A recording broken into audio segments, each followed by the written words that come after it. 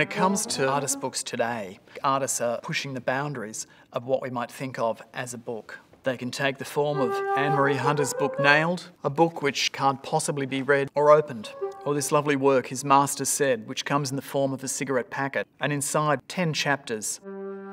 Or Nicholas Jones' book Medallion, which began life as a conventional book, or like Gracia Haby's wonderful concertina book that unfolds and tells its stories in a series of images.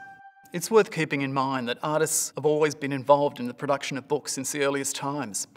And if we look at something like this medieval manuscript from the 1400s, we can see with their beautiful painted pages, their wonderful hand-done scripts, that artists have had such a role in the look and production of books throughout history.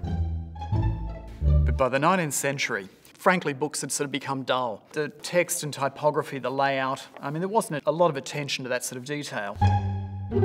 It was people like William Morris who came out of the arts and craft movement in England in the second half of the 19th century. These fine bindings, beautiful paper, the beautiful typefaces he created really brought back to our attention what is absolutely beautiful about books, which is that three-dimensionality in their tactile and sensory qualities.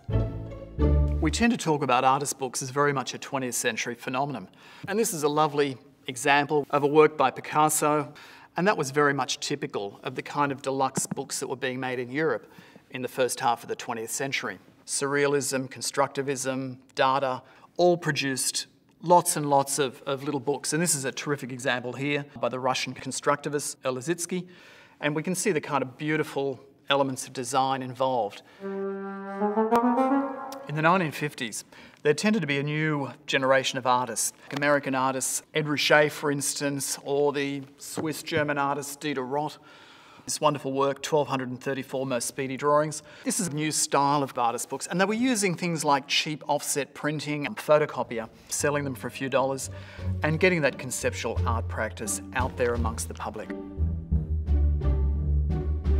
When it comes to contemporary artist books today, artists are refocusing our interest in the book as a physical object, and I like to think they're both responding to a 1,000-year-old history of the book and also taking the book into its future.